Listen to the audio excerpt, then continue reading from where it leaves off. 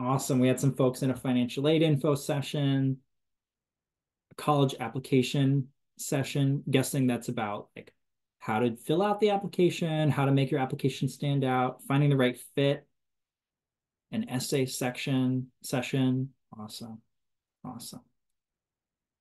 Well, great to hear about where you've been so far tonight. Thanks for joining us. We're going to go ahead and get started with our final session of the night.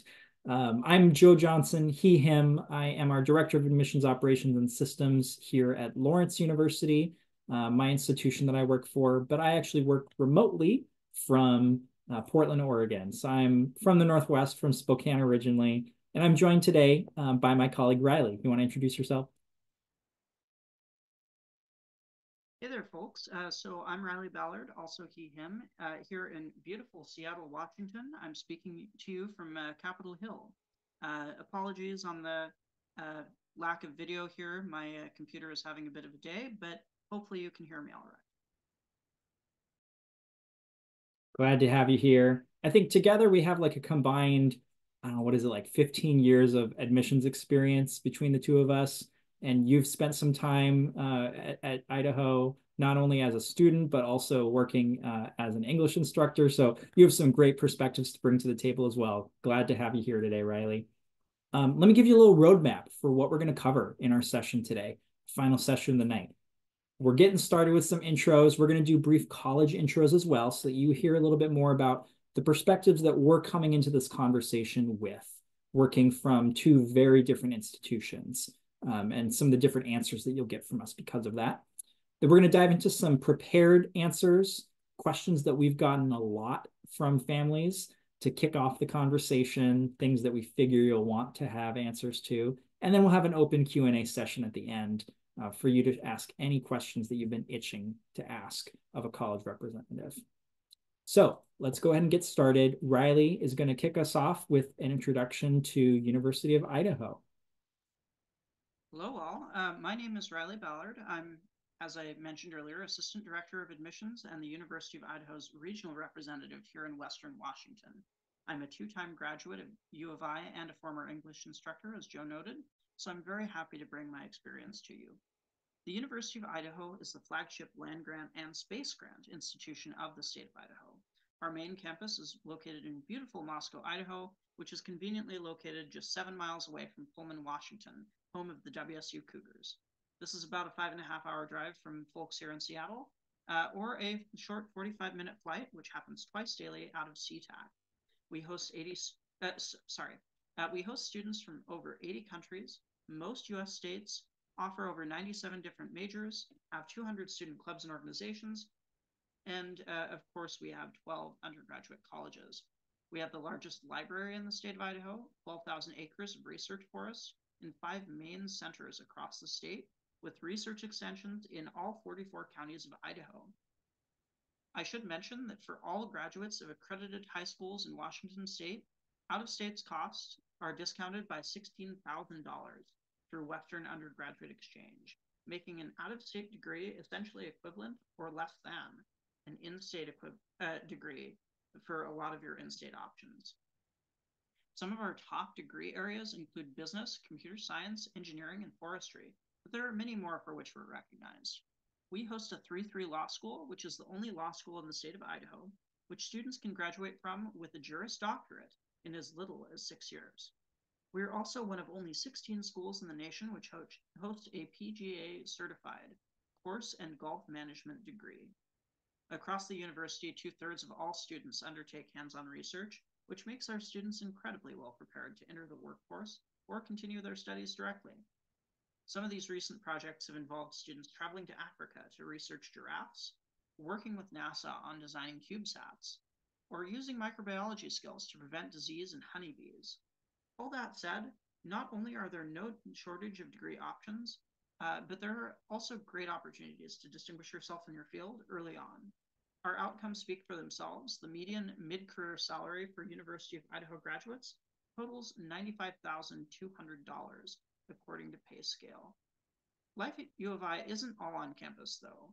Moscow and the surrounding area are full of great things to do. We have award-winning restaurants, independent coffee shops and bookstores, a great movie theater, several art galleries, and a nationally recognized farmers market.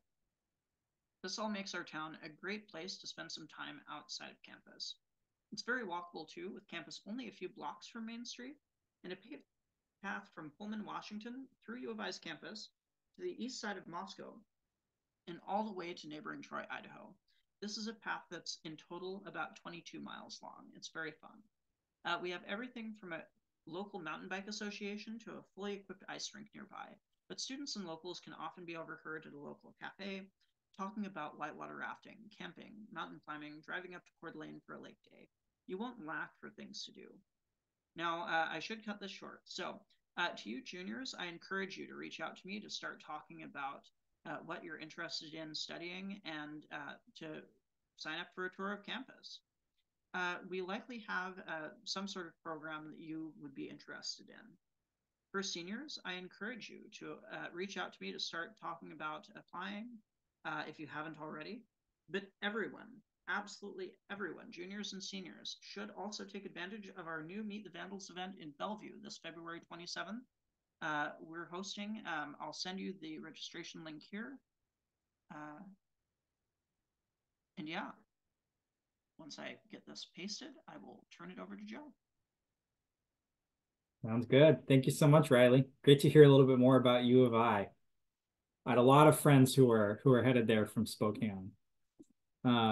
Again, welcome. Joe Johnson from Lawrence University. We're located in Appleton, Wisconsin.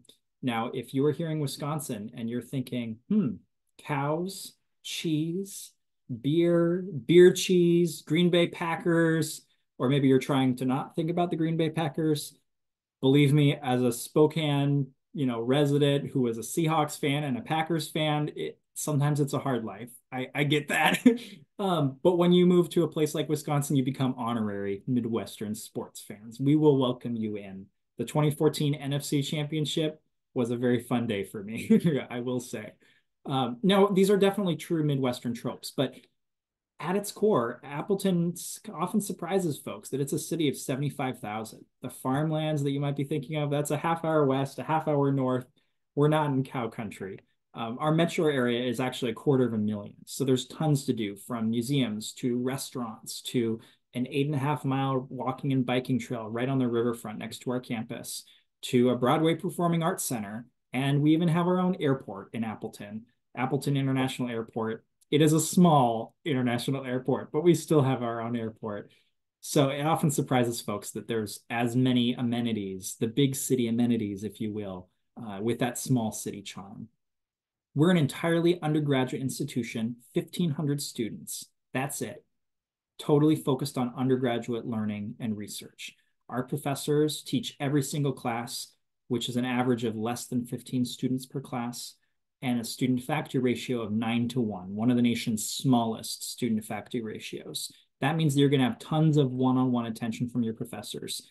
Everything from one-on-one classes that you take with professors, research, music lessons, opportunities to design your own classes. Those are all hallmarks of a Lawrence education. So the types of students that are coming here are typically very curious, very creative, multi-interested, passionate, students that like to explore a lot of different things, and they like learning for the sake of learning. Though those are really the types of students that come to a place like Lawrence. One of the things that makes us pretty unique amongst other small colleges is that we're both a very traditional small liberal arts and sciences university and one of the nation's premier conservatories of music, where about 25% of our students are studying professional music training degrees. So a little bit of everything, from most popular majors in bio, psychology, biochemistry, neuroscience, business, linguistics, film, to the side of our conservatory with music education, performance, theory, and composition. There's a little bit of everything here for everyone at Lawrence.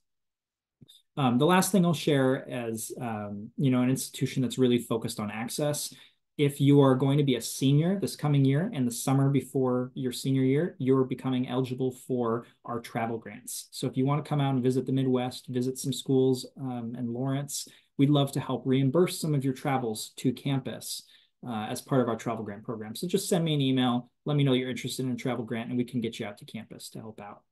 We're totally free to apply on Common App. We're test optional, and we have very generous scholarships and financial aid that makes us comparable to in-state tuition and room and board costs. So that's a little bit about Lawrence. Now let's dive into some questions that you are aching to get answered. We've prepared a few that we often get from families and from students when we're traveling on the road, when we're at college fairs, when we're getting emails from you. So Riley, why don't you take it away with one of the myths that you often hear about the college admissions process? Share a little bit about one of those that comes to mind for you. Yeah, totally. As to the myth, right, that I personally am thinking of, uh, one thing that I often hear is that, a more selective school is going to be a better school, or a more expensive school is going to be a better school. These things do not necessarily have a bearing on whether or not you're going to get the most out of it, whether your, mid-career salary is really going to, be quite what you want it to be, whether or not you're going to get that one-on-one sort of experience with your professor. I can imagine that there are probably some very small universities or very selective universities that you don't really get much personalized approach, right? But then there are also some very expensive universities where, you know, it might not be necessarily well spent if it really isn't where you feel comfortable or where you get a lot out of it. Yeah. So basically, my point being, don't really believe that just because somebody is putting a number up there as to we only accept a certain number of students, or we cost a ton, that you're necessarily getting value for those things. Great point. I'll piggyback off that one a little bit and say one of the myths that I sometimes hear is that it's hard to get into college. And let me just debunk that with a really interesting stat.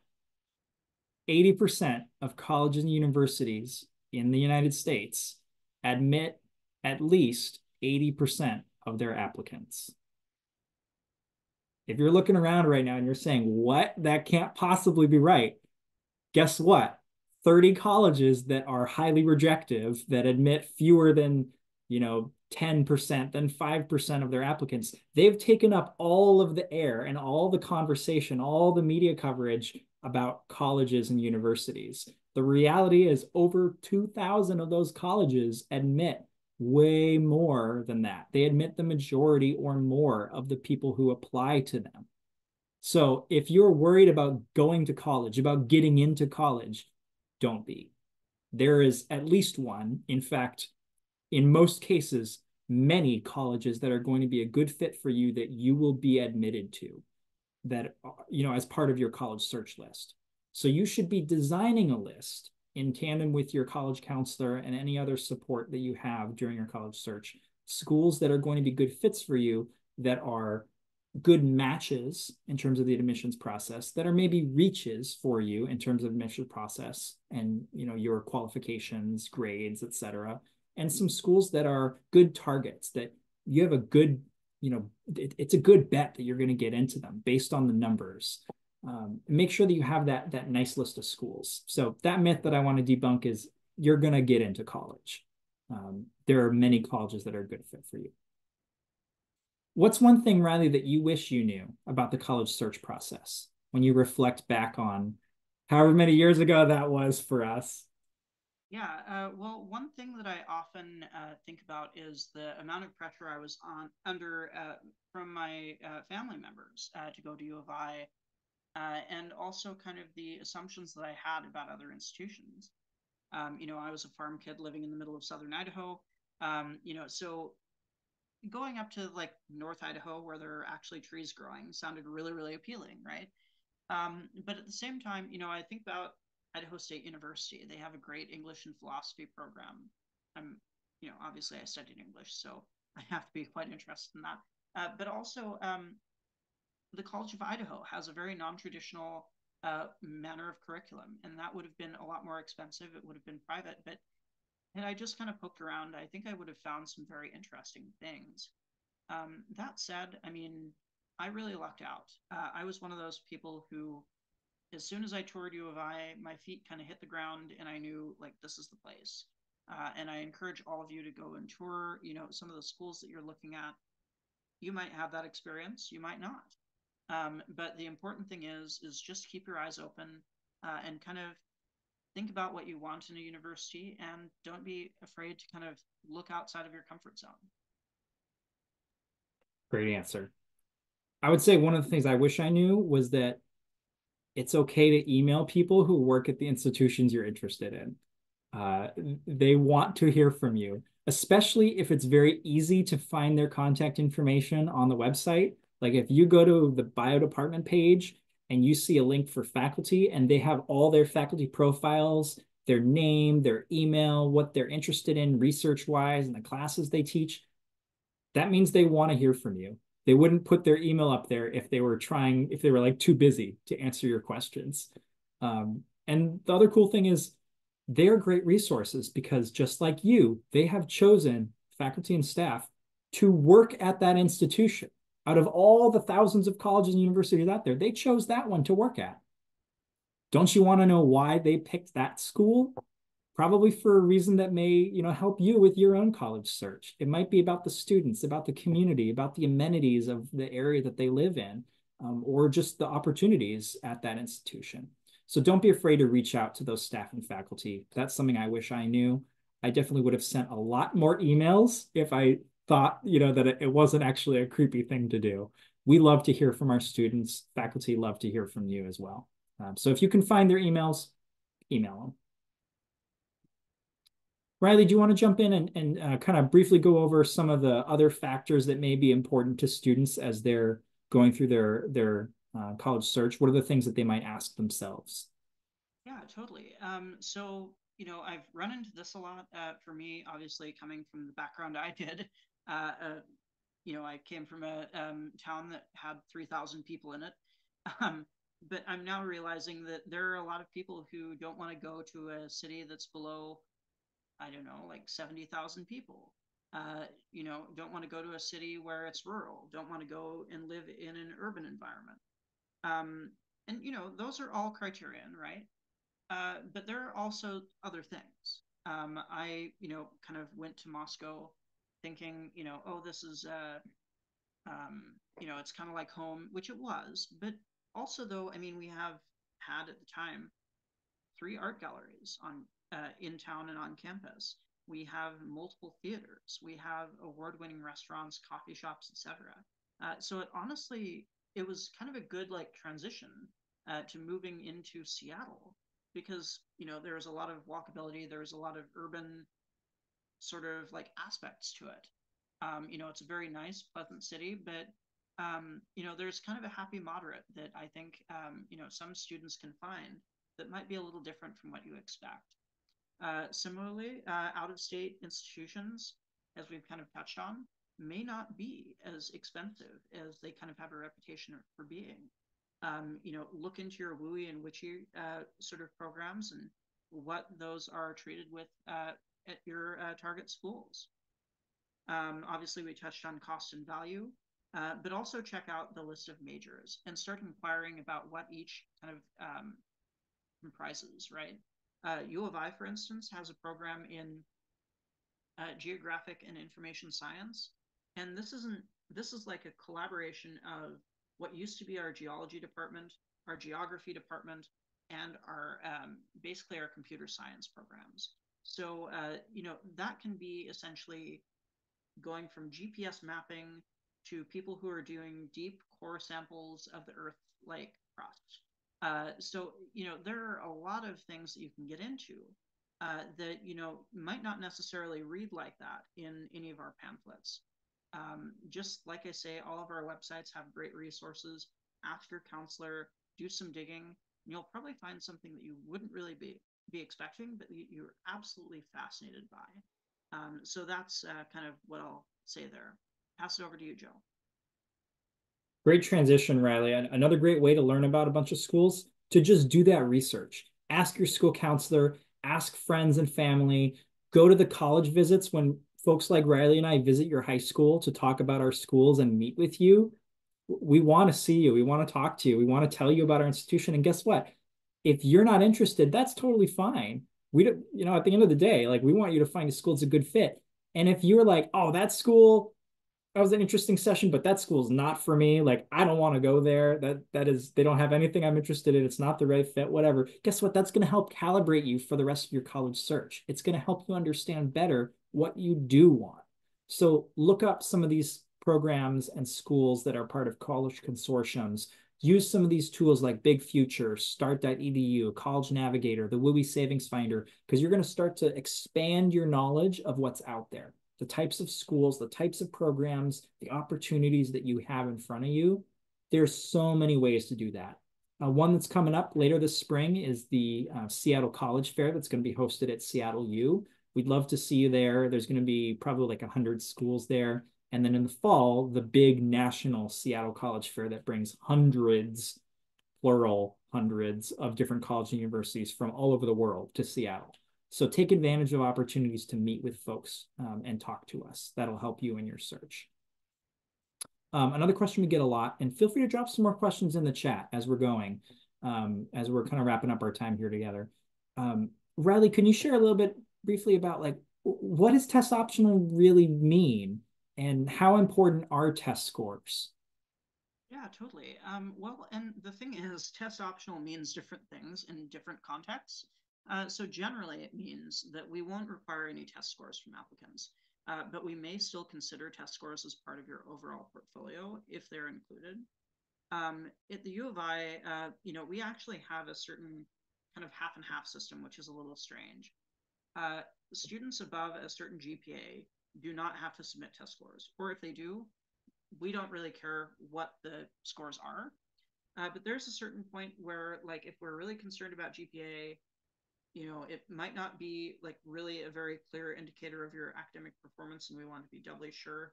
We will ask for SAT or ACT.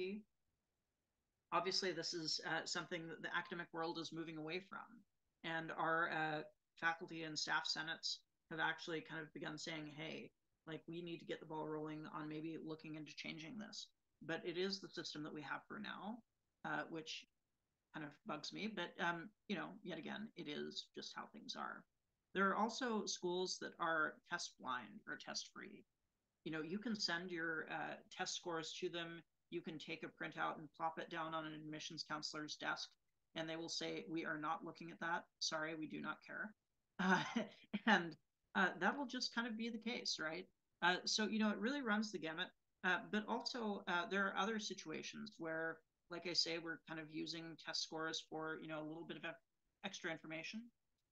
We have students write a short little blurb about things that they've done, public service, hobbies, that sort of thing. And in some schools, that'll be like, okay, well, what is the student's like sort of personality? Like, what are they interested in? We don't do any of that. We actually use that essay instead to populate a search for scholarships that we can send links to for the student. So there are like certain ways that the admissions process and the application can kind of fool you into thinking that it's sort of a matter of making the mark when instead it isn't necessarily. There's a ton of schools out there that use test scores, but use it as part of a holistic review process, even if they're the test optional institutions. For example, Lawrence, we've been test optional since 2006. And we will use them if you send them to us, but it's just one part of that whole holistic process. And there's a question in there in the chat so far about like, is that threshold of GPA, test score, stuff like that, is that advertised and stated by the school? Typically, yes. Typically, it's going to be on our website. It's going to be on our brochures. You will be able to see it. If you're not sure, you're always feel empowered to ask.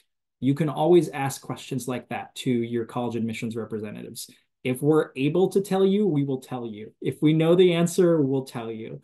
Sometimes, the worst you can get is, that's a great question. I don't have an answer for you. But always feel empowered to ask questions like that. And real briefly, sometimes we get a question about like, which application is best? Common Application is one easy way to fill out your application once and send it to over 1,000 different colleges and universities. Please don't send your application to 1,000 colleges and universities. That's too many. Narrow down that list, but you can do it very easily applying to a bunch at once. There's another thing called Coalition. It's another group of 150 colleges. There's some system-wide applications that allow you to apply to the UCs and the California schools, the Cal State schools, apply Texas all at once. And you just toggle on which system campuses you want.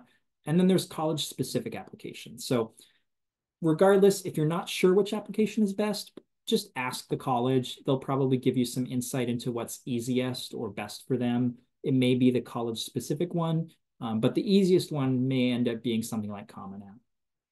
So that's another question we get a lot. There's some other questions that have been popping into the chat, so drop some more, but let's go ahead and start answering some of those. I have a question that was sent to me. How much do you consider extracurricular activities and volunteer work? My student has not done any of these things, but has been working since they were a sophomore. They have good grades. They're involved in Running Start.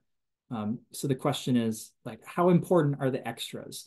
From my perspective, at an institution that does holistic review, very, very important. One of the biggest red flags for me is if I see an application and the activities list is blank. That being said, what counts as an activity? Working is an activity. Family responsibilities, that's an activity. We want to know how you spend your time. And there's no activities that are going to look better to us. We just want to know how you spend your time on that activities list. Volunteering, absolutely one of those things that we would love to see. But hey, if you don't have that, that's okay. We know, some students just don't have the bandwidth or the ability to do that because they're taking really tough classes, or they have other things on their plates that they have to do for their family. So we totally understand. If you're at all worried, your family, your student, you can always ask colleges that question. Riley, anything you'd add to that? Yeah, so basically, I do get a lot of people who are really worried about, well, have I done enough? Am I going to write a perfect essay? Am I going to demonstrate that I'm a stellar star student? And I'm going to say, as an education professional, not just an admissions professional, I don't think anybody in education is, well, or should be, in my personal opinion, worried about having the, A grade, top of the line, always had 99.9% of the points on all their exams student. I mean, that's fine. That's great. It's good that you're doing that if you are. But, we don't need somebody who is super person, necessarily to get into our university. And I don't think that that's really the way that you need to approach it. So just try and focus on, what you find interesting, what you sort of do. So I personally volunteer at a local volunteer organization in Seattle. But that's something that I find deeply, deeply fascinating. And it helps me broaden a lot of my professional skills. There might be something like that you do, or you might have a hobby working with, I don't know, you might babysit or work with pets, or, volunteer at a local soup kitchen or something like that. Sometimes there are just little things that, maybe are a hobby, maybe are just something that you find fulfilling that, can also kind of be a little bit of a plus and can have that unexpected scholarship benefit, right? Before I forget, Joe, can we answer Laura's question? What are the most impactful factors in admissions decisions? Yeah, great question. I would say if there's one thing out of all the pieces we've been discussing that we can't live without when we're reviewing an application, if that's any indication of what's most impactful or most important, is the transcript. And some schools may say the GPA. Some schools may say the rigor of your curriculum. Some schools may be more interested in the path that you've taken, the grade trends and the story that's behind your grades. Because you could have a 3.6 and bomb your freshman year and go great the rest of your time in high school, or you could just have, some ups and downs as you go. There's different stories behind a GPA. So I would say for me, the most impactful thing is the GPA in context of what was offered and what you took and the story. That's the one thing that I couldn't live without. All the other pieces, though, they're equally important in some ways because it adds depth to your application and to who you are. But at the end of the day, I mean, if you're not going to be a good fit academically in our institution and you're going to struggle in your classes, you're not going to be able to be your best self, period. So that's definitely one of the most important things I would say. Riley, what would you say? Yeah, I'd kind of mirror a lot of what you said. GPA is very, very important for our decision, obviously, because again, most of our sort of criterion are based on GPA. But other things too that are kind of impactful for admissions decisions are like, again, like I say, the story, but also there are other sort of processes in the background, right? So let's say that you have, I don't know, a 1.2 GPA. I'm making up a bar here. And that misses, X universities sort of threshold by zero point 0.2 points, right? Uh, Often there's kind of a back process called like the admissions committee or something like that.